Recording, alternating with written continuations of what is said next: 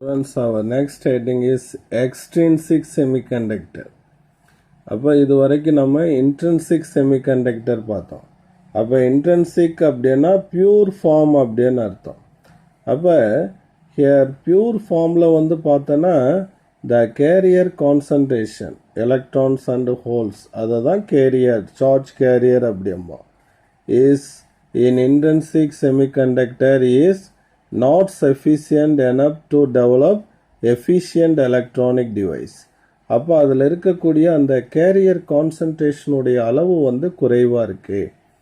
அதனால் நம்ம எஃபிஷியண்ட்டாக electronic டிவைஸை develop பண்ண முடியலை. அப்போ to increase the charge carrier, அப்போ சார்ஜ் கேரியரை இன்க்ரீஸ் பண்ணுறதுக்கு என்ன பண்ணலாம் அப்படின்னு கேட்டோன்னா we increase the charge carrier. அப்போ தான் எலக்ட்ரிக் கண்டக்ஷன் இன்க்ரீஸ் ஆகும். அங்கே செமிகண்டக்டரில் வந்து 2 சார்ஜ் கேரியர்ஸ் இருக்குது. ஒன்று வந்து எலக்ட்ரான், இன்னொன்று வந்து என்னது ஹோல்ஸ். ஓகேவா? அப்போ there is a way to increase charge concentration as well as conductivity. அதுக்கு என்ன பண்ணலாம் அப்படின்னு கேட்டோன்னா adding some impurity atom to the intrinsic semiconductor. அப்போ இன்ட்ரின்சிக் செமிகண்டக்டரோட சம் எக்ஸ்டர்னல் ஆட்டம்ஸ் இம்பியூரிட்டியாக நம்ம ஆட் பண்ண போகிறோம். ஸோ அப்போ கிடைக்கக்கூடிய செமிகண்டக்டருக்கு பேர் தான் என்னது எக்ஸ்ட்ரின்சிக் செமிகண்டக்டர் அப்படின்னு சொல்லுவோம். அப்போ நம்ம இம்பியூரிட்டி ஆட் பண்ணுறோம் இல்லையா, that process is called doping. 2 mark question. அப்போ வாட் இஸ் டோப்பிங்னு கேட்டால் இவ்வளோதான், சிம்பிளாக இருக்கும் எலக்ட்ரானிக்ஸில் 2 மார்க்கெல்லாம். The process of adding impurities to the intrinsic semiconductor. அந்த இன்ட்ரின்சிக் செமிகண்டக்டரோட நம்ம வேற சில ஆட்டம்ஸை நம்ம எக்ஸ்ட்ரா சேர்ப்போம் சார்ஜ் கேரியர்ஸை இன்க்ரீஸ் பண்ணுறதுக்கு. அதுக்கு பேர் தான் என்னது இம்பியூரிட்டிஸ் அப்படின்னு சொல்லுவோம். அப்போ இந்த ஆட் பண்ணக்கூடிய அந்த முறைக்கு பேர் doping. The process of adding impurities to intrinsic semiconductor is called doping அப்படின்னு சொல்லுவோம். அப்போ increase the concentration of charge carrier இங்கே கொடுத்துட்டோம் பார்த்தியா. சார்ஜ் கேரியர்ஸ்னா என்னது எலக்ட்ரான்ஸ் அண்ட் ஹோல்ஸ். அப்போ increase the concentration of charge carrier in the semiconductor, in turn its electrical conductivity also increases. அப்போ த இம்பியூரிட்டி ஆட்டம் இம்பியூரிட்டியாக நம்ம சேர்க்கக்கூடிய அந்த முறைக்கு பேர் டோப்பிங். அந்த நம்ம ஆட் பண்ணக்கூடிய அந்த இம்பியூரிட்டி ஆட்டம்க்கு பேர் dopants. The impurity atoms are called dopants. So நம்ம இஷ்டத்துக்கு சேர்த்துடக்கூடாது, அதுக்கு ஒரு கணக்கு வச்சுருக்கேன்.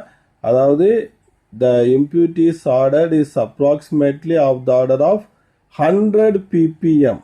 ppmனா parts per million. Million semiconductor ஆட்டம்க்கு இம்பியூரிட்டியாக நீ 100 சேர்க்கலாம். இதோட மீனிங் புரியுதா? 100 ppmனா 100 பார்ட்ஸ் பர் மில்லியன். அதாவது million semiconductor atom, million silicon atom இருக்குன்னா நீ இம்பியூரிட்டியா ஒரு 100 ஆட்டமை சேர்க்கலாம். இது வந்து ஒன் வேர்டில் ரொம்ப இம்பார்ட்டண்டான ஒன் வேர்டு. ஓகேவா? ஸோ நம்ம சேர்க்கக்கூடிய அந்த டைப் ஆஃப் இம்பியூரிட்டியை டிபெண்ட் பண்ணி the extrinsic semiconductor is classified as N type and P type அப்படின்னு சொல்கிறான். இது ஒரு 2 மார்க்கு போன வீடியோவில் சொல்லியிருக்கணும். இப்போ ஹோல்னா என்ன அப்படின்னு கேட்டால் நம்ம சொன்னோம், எலக்ட்ரான் வந்து வேலன்ஸ் பேண்ட்லேருந்து எக்ஸைட் ஆன பிறகு அங்கே கோவலன் பாண்ட் வந்து ப்ரோக் ஆயிரும். அப்போ இந்த இடத்துல என்ன கிரியேட் ஆகும், there is a vacancy create ஆகும். ஸோ அந்த இடம் வந்து எலக்ட்ரான் இல்லாத ஒரு நிலையில் இருக்கும். Deficiency of electron is termed as hole. 2 மார்க்கில் நீ எழுதிக்கலாம். ஓகேவா? இப்போ வந்து என் டைப்னா என்னன்னு பார்ப்போம். இது ஒரு 3 மார்க் ரேஞ்சில் கேட்போம்.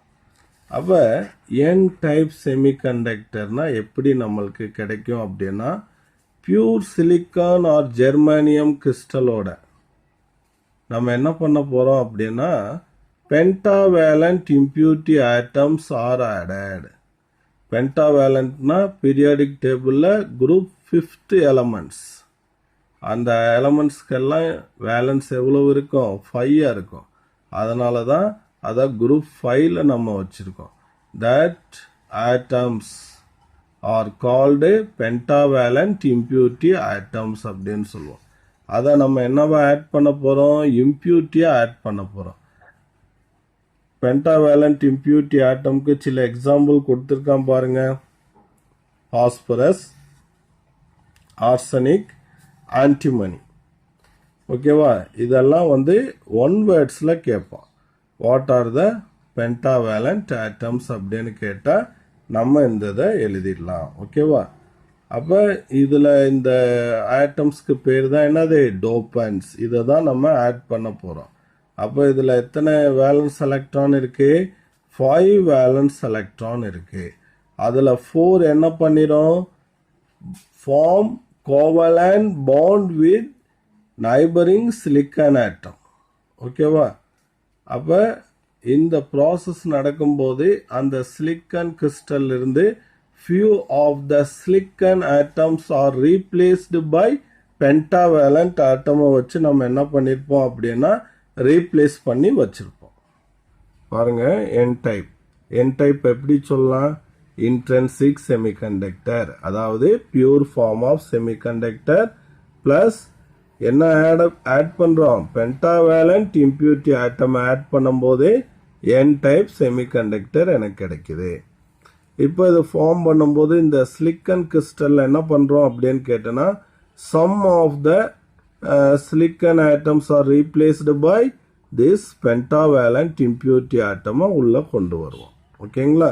இப்போ நான் என்ன கொண்டு வர்றேன்? பாஸ்பரஸை கொண்டு வர்றேன். அதுக்கு வேலன்ஸ் எலக்ட்ரான் எத்தனை? பென்டாவேலண்ட் ஆட்டம்னாவே 5 வேலன்ஸ் இருக்குது.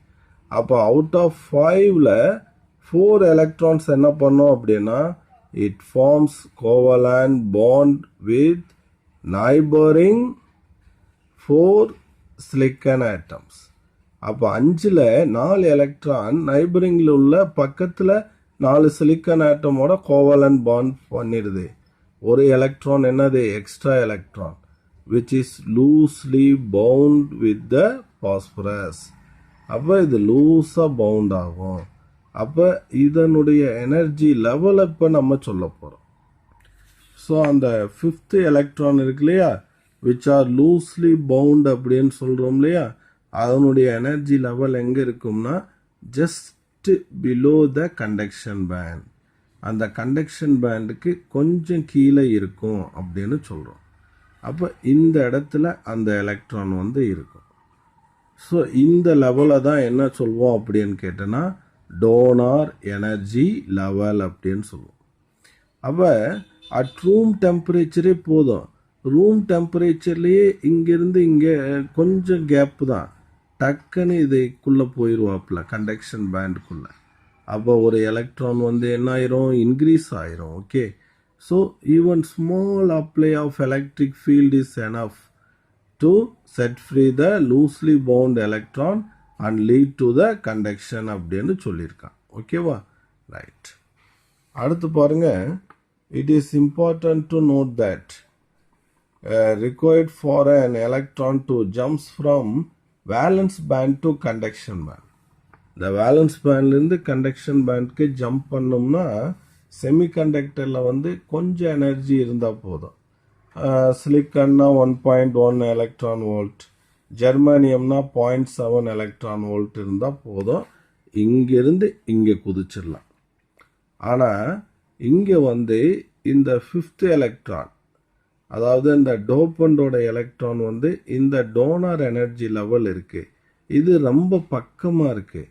அப்போ டோனார் எனர்ஜி லெவல்லிருந்து இங்கே ஜம்ப் ஆகிறதுக்கு எவ்வளவு எனர்ஜி வேணும்னா 0.01 electron volt for germanium, 0.05 electron volt for silicon அப்படின்னு சொல்லியிருக்கான்.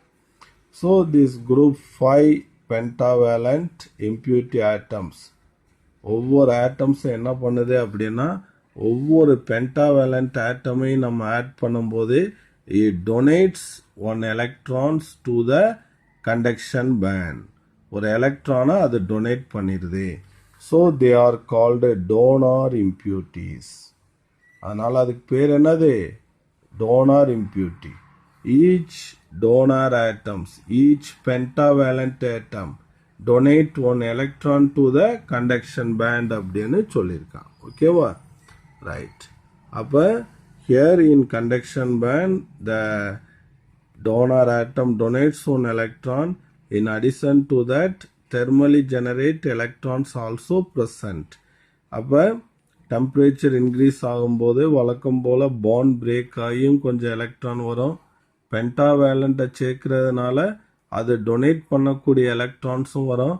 அப்போ நம்பர் ஆஃப் எலக்ட்ரான்ஸ் இங்கே என்ன ஆகிட்டே வரும்னா இன்க்ரீஸ் ஆகிட்டே வரும். ஓகேவா? அப்போ என்ன சொல்கிறோம் அப்படின்னு கேட்டோன்னா அடுத்து முக்கியமான பாயிண்ட்டு இதில் மெஜாரிட்டி சார்ஜ் கேரியர் என்ன அப்படின்னு பார்க்கணும். அப்போ பாண்ட்ஸ் பிரேக் ஆகும்போது எலக்ட்ரான் இங்கே வரும். அப்போ அதுக்கு ஈக்குவல் நம்பர் ஆஃப் ஹோல்ஸ் இங்கே கிரியேட் ஆகும். பென்டாவேலண்ட் ஆட் பண்ணுறதுனால அடிஷனாக சில எலக்ட்ரான் வேற இங்கே வரும். அப்போ நம்பர் ஆஃப் எலக்ட்ரான்ஸ் இங்கே என்ன ஆகுது? இன்க்ரீஸ் ஆகிடுது. அப்போ electrons are the majority charge carrier. Majority charge carrier of current in n-type semiconductor or electron. Minority charge carriers என்னது? ஹோல்ஸ் அப்படின்னு சொல்லணும்.